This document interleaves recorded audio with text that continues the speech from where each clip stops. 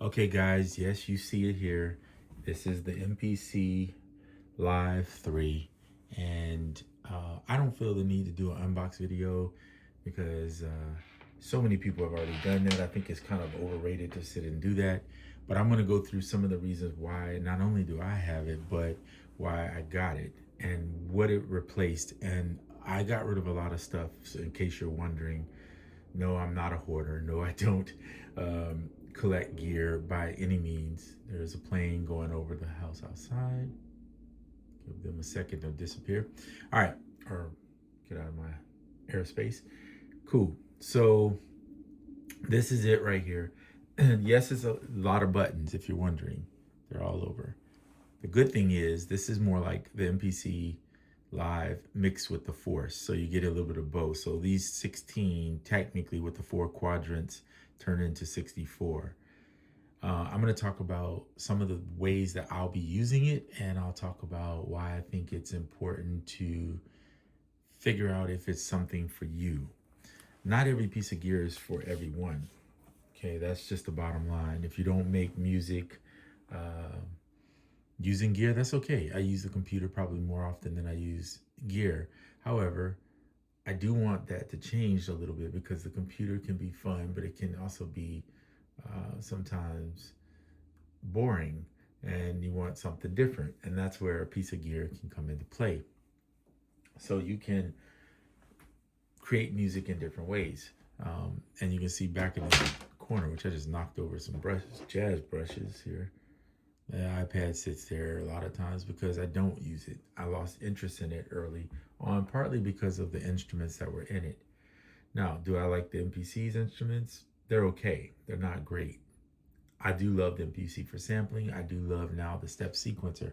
I think that is a huge selling point to me. These pads are the best MPC pads I've ever felt personally. And I've tried all the older ones and all that stuff, and it doesn't really impress me that much, but these pads are really good. They're very good and responsive. They don't feel like bricks, which I hated on the previous live. They always felt extremely tough to use, whereas these are more sensitive, and I actually like these better than the Push 3 personally. So right now what you're looking at is the options that you have for inputs. And this is the combo. I'm using the XLR. You can see it plugged back in here with my mic that I typically would use and record with. But you also have the mic on the front of the device. That's what that is. So you can use that mic by turning it on. See, and it will go to that mic. But in this particular case, I just want to use the combo jack. In fact, I'm going to get rid of this one. I'm going to put none because there's nothing on input 2. So I'm just using this combo jack, this XLR, to do this. You can also use your inputs back here to record, bring your recording out. You have outs and ins. I'm not going to go through every device on here, but just know that you have a lot of power with regards to mics and inputs. Let's exit out of there. We're going to go back to the main menu. So having 16 audio tracks is pretty incredible because it went from 8 and I hated it, but now having 16, having more power in the system, that's a huge thing. Also, let me talk about this. You won't see it, but there's a SD card slot back here. I have an SD card in. Plus, you have the ability to put in a physical SSD inside of the back, like the old Live 2, and you can use what they call an NVMe solid state stick that goes inside where you have to actually open up the machine to do it. So I think the one it comes with is like 128 gigs, but you could do 4 terabytes in there. So you could have everything running internally. Use the SD card maybe to move stuff to and from different devices, like a computer if you wanted to, or you could use just the computer and hook it all up. So many options, and I think having those options make it worthwhile. Okay, so the other thing is I can't turn on this mic and play this speaker at the same time, so I'm going to try to turn on the speaker. You guys can hear the speaker now. There's a volume knob back here, so you're hearing me talking, actually 2 different places because unfortunately I can't switch mics for you, but you can hear the speaker and hear me talk through it. Okay, I'm going to turn it off for now. So you have an on and off for your speaker, which is really nice, especially when you want to listen to your music out loud, and you don't want to wear your headphones. But you can see I have my headphones plugged in because typically if I'm making music, I'm going to use the headphones. Then after I get to where I'm kind of like, okay, I like what I want to hear, but I want to see what it sounds like out loud in space and the air that I'm in, then I'll use the speaker for that. But this can also act as studio monitors because there technically are studio monitors built into this little device. So if I want to just run my computer into here and use just the output, the inputs just for that purpose to play music through it, and I'm recording something on the computer, I also have this as that. And I was originally thinking about getting a speaker. And you guys that have followed me for a little while, you know, I'm walking around to grab it, that I use this little thing. I'm not going to call it a piece of junk. It worked for what it was, but I won't be using it anymore just because I'll give it to maybe my daughter. She could use it for playing around with and listen to her music. But there's no purpose with this. It kind of eliminates that. So the more I can eliminate and put into one machine, for me, that's how I like it. I like, what's the word for it? Minimalist type stuff. So that's where I'm at with it. Now the touch strip has so many functions. If you hold the touch strip, you can see all the different functions that you can do with it. Currently it's a touch effect. I'm gonna just turn it off right now. I don't really need it on that. But yeah, you have your mod, your pitch bend and all that, which is kind of cool. I typically, you can see mine over here, use the keyboard to do that kind of stuff. But it's nice to have. It's also nice, I think another thing in here is just adjusting your pad levels or your track levels, or even adjusting like note by note, the velocity and stuff. You can do that. So you can see that right here where it says notes, by the way. Okay. So let's see, what else can I talk about that I wanted to mention? So we talked about being able to run the mic, your mic through, which means that I could technically use it as an audio interface. I could hook it to the iPhone right now and actually use it as a nice device for that. Being able to have the speakers. The on deck mic is cool. So this is jazz brushes, and I like to do little creative percussive stuff with that. So being able to sample directly on there is really cool.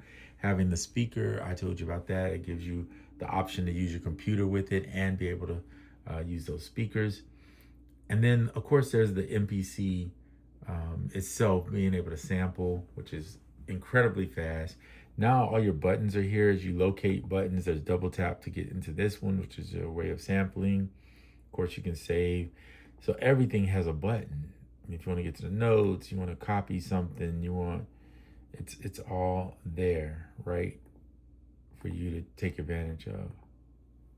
Turning on and off stuff like that just did there is pretty simple. You can come out of the sampler, come out of the sample edit, go back to the main. You have down here your sounds, some favorites. You can get to your edit to edit each pad. You can also go to your arranger here, the matrix, if you want to use that. That to me would be more like for live performance. This is like your the force vibe going on right here. So you got the force built into it. So they practically gave you everything that you need.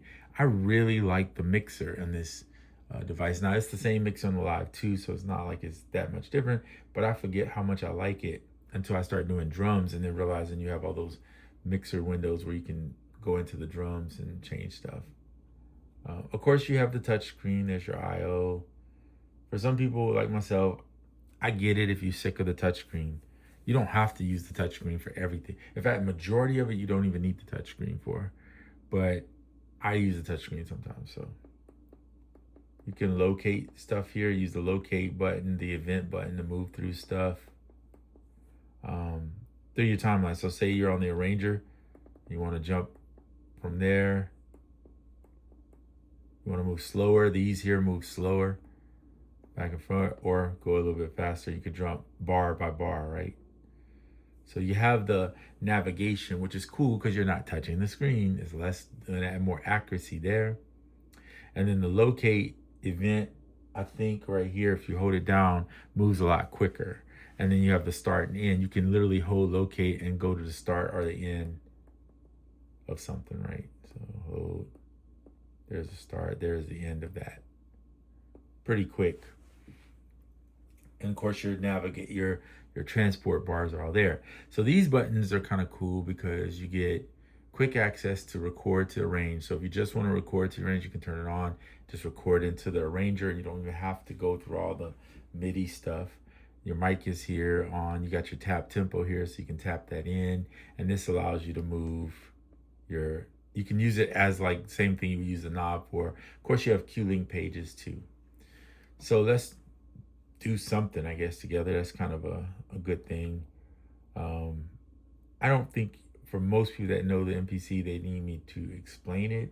So if you don't know how the MPC works, you need to watch some videos, previous videos that'll help you see how to do that. I'm going to use the browser, and then you can access inside the browser your places, right? And right now I have it set to preview, so it'll preview whatever you're doing. So if you have drums, you can have, this is my drums that are on this SSD, this SD card back here. But then my SSD, which is, I have it inside there. This is what's on there. And I like to store my tracks on that one, more or less. So let's just pull up a track that's already done. We're gonna load it. This is something important. The load time was terrible in my opinion on the Live 2. Used to frustrate me more than not. Locating a project will replace everything in memory. Do you want to continue? So, okay. So you'll see that is really fast compared to what it was. And we're using samples and key groups here, but I'm gonna turn on this so you can hear it. We'll turn the metronome off. So I chopped up a sample and played it back.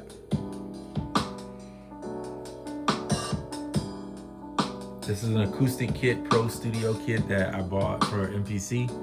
I bought this probably 2-3 years ago. It still sounds good.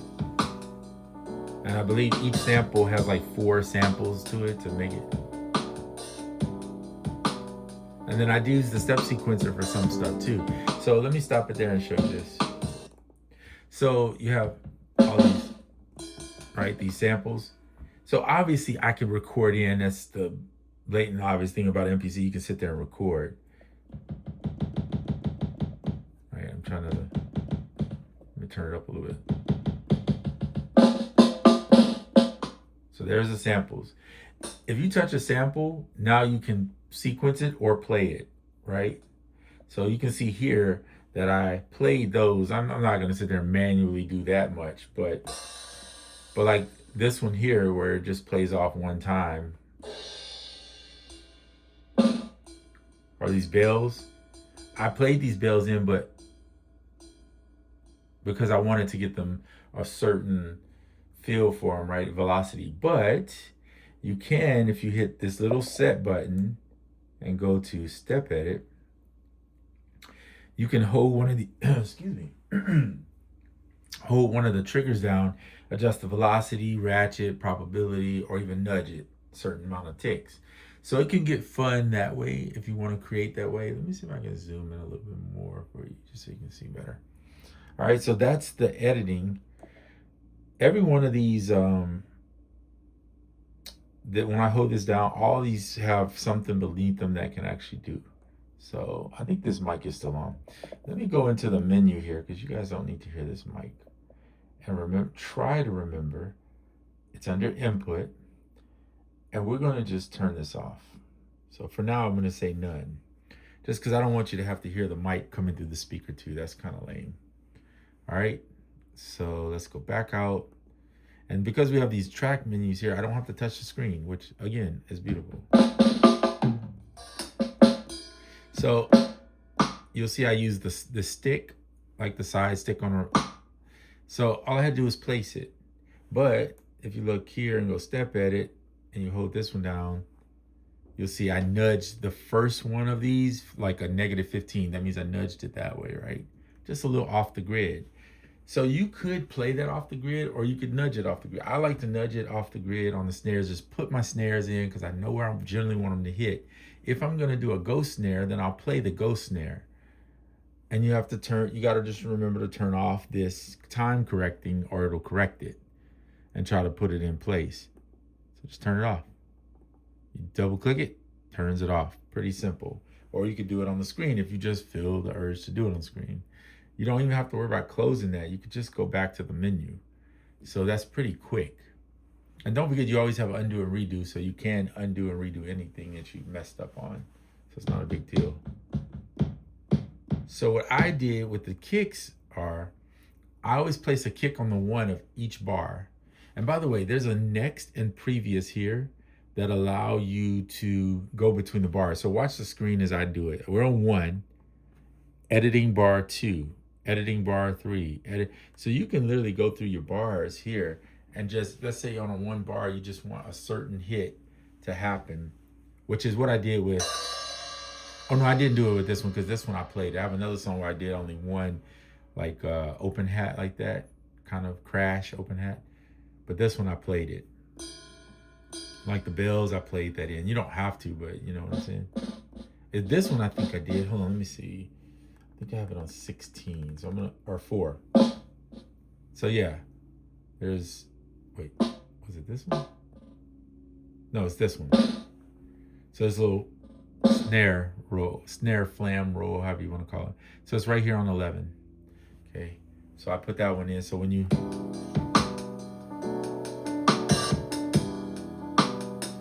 that's me playing this, right? Watch on 4. Here we go. So that's programmed in. Now I could have played that, but let's be honest, I don't like editing.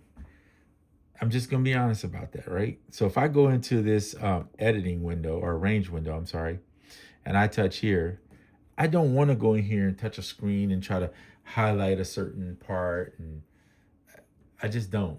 It's very time consuming. In fact, when I had the push 3 is the same thing. I didn't want to do it on push 3. Now I'll do it in a DAW, absolutely, because a mouse is much easier. And why I do think this is cool to touch it, I would be very obliged or happy if they just added a mouse to the ability to just use a USB Bluetooth mouse.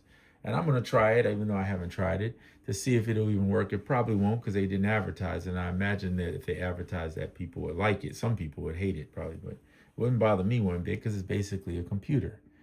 It's just portable and it's got a speaker. Just, well, my computer has speakers too, so same principle.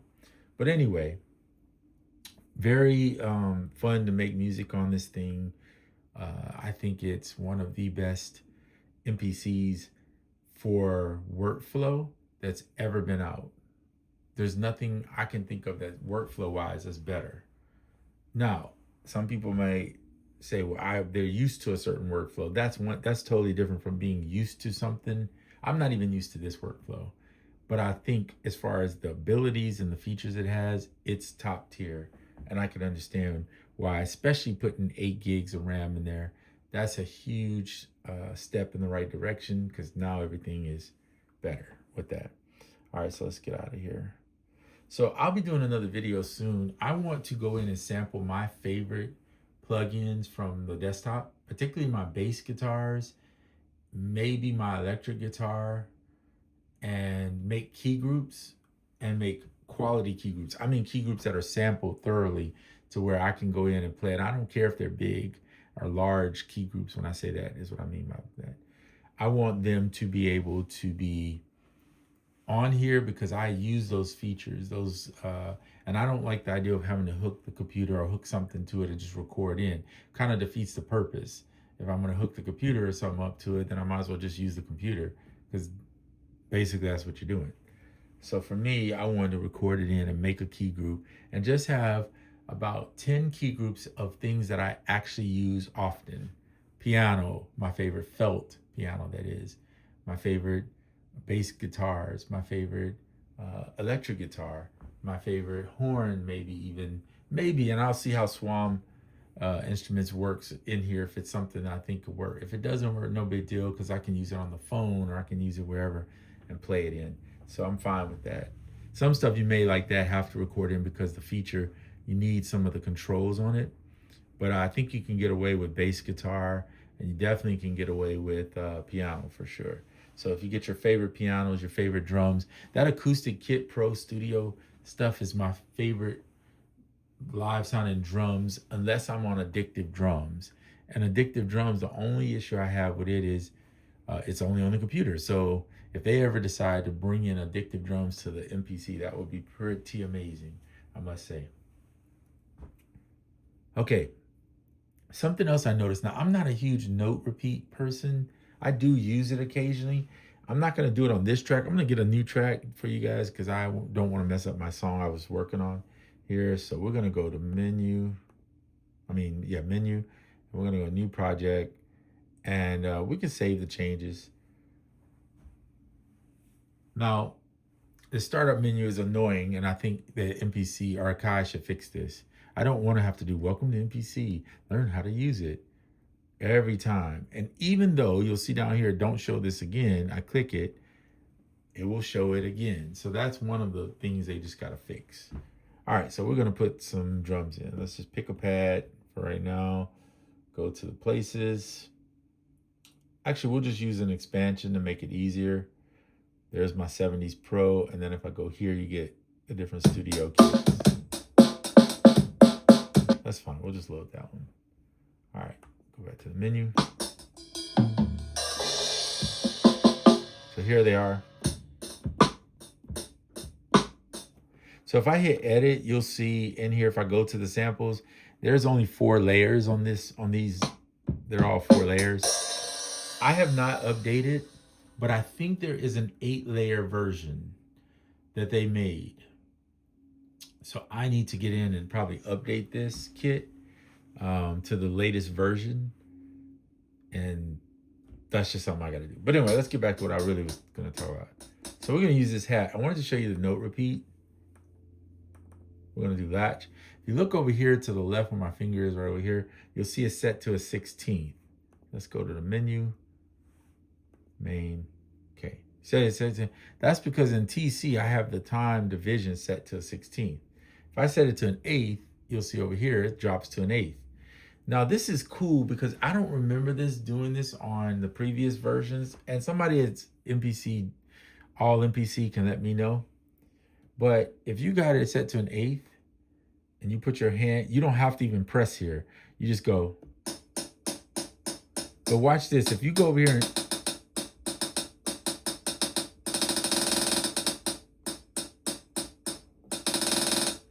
so you can literally not press here. So much better than the previous versions, in my opinion. I hated doing note repeat when it was a button I had to press and then touch. They do have the touch on the screen here if you want to do that. If you feel obliged to touch that screen, go for it. But for me, this is way better. It makes me want to use it more. Just being able to jump here and touch something here versus touching the actual screen was annoying. So this is cool to me. If you don't like touch strips, so be it. But for me,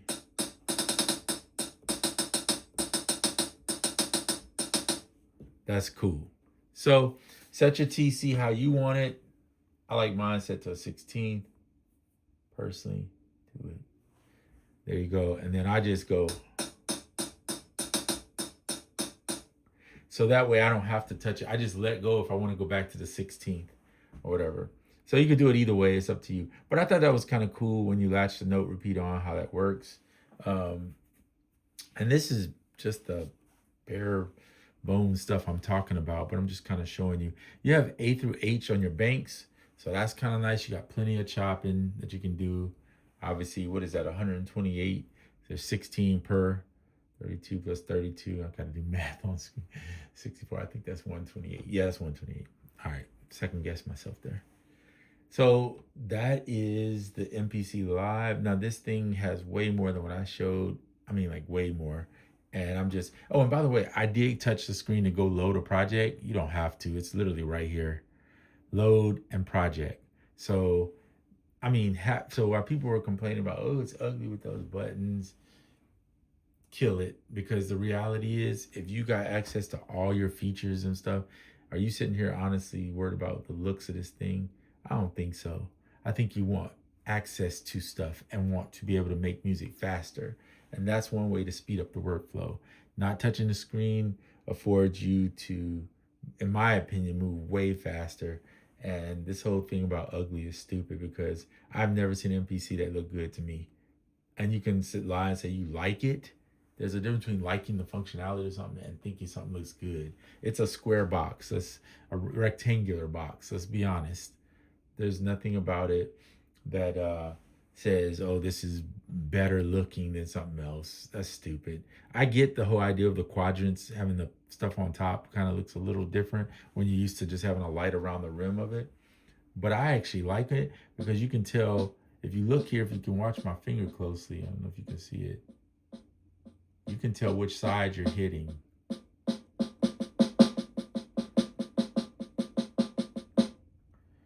So that's why having the light on deck is so much better, because you need to be able to see what side of the pad. If you're going to put 4 different hats or 4 different whatever's there. Now these kits that I have here don't have that. They're just regular, degular, as you want to call them stuff. So not a big deal. But anyway, there you go. That's the MPC Live 3. I will be doing more videos on it. My videos will be based on how I will use it, not what somebody else does. I'm not here to try to convince you to get it.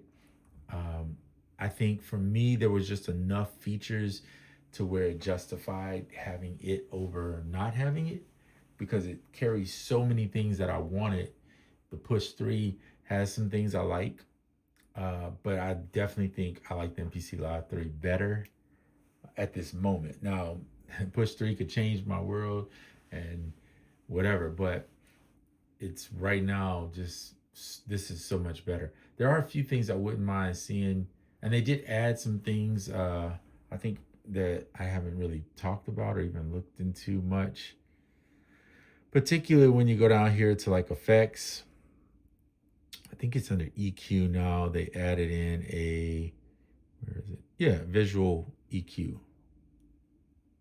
So if you open that, now you have a visual EQ. There's presets, so you could go in here depending on what you're looking for, which are kind of cool for getting some basic starts, tight drums. I think somebody said it, and I believe them too, that this visual is off a little bit though. So high pass, peak, high shelf. So you can go in you have a 4-band EQ, which is kind of good. It's basic, but it's still really good. And you can go in and do your adjustments there. That's just tight drums. All right, so go back to this. So you can go in and adjust down here, adjust parts. You want to do that. Maybe you want to drop the bass out of something. Or bring it back. Or add more bass. So I think they're good. This is something that people have been asking for a while. Now, if you ask me personally, I think it should have been an 8-band EQ. But I'm not complaining, saying that it's not good. By the way, you can use the Q links. If you see this orange one around here, you can just use the Q links. It makes it quicker for you, by the way. You don't have to go and touch each one. Just adjust your Q links like that. So much quicker. They should have added something to get back to 0 quicker. That's something that's nice. But and I'm not trying to touch that screen. I'm just not going to do it. But I'm just letting you know that you can do that. I think this first one, yeah, that's that one. Okay. And then the last one.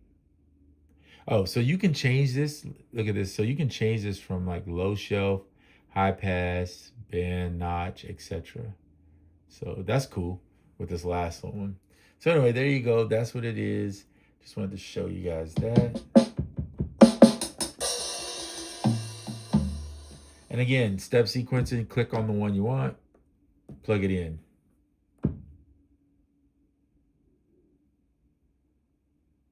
I think mine's set up with 2 bars, by the way. Want to do that one? All right, then you could, just simple as that. If you just want to plug them in, right? Now, the only thing I would have said that would have been cool is if I didn't have to hit edit, but you do. And then you can hold down and adjust velocities. Now you might say, why would I do that? I don't know. Why would you? Everybody does whatever they want to do. That's why you do it. Okay, and you can adjust the probability, add ratchets, so then yeah.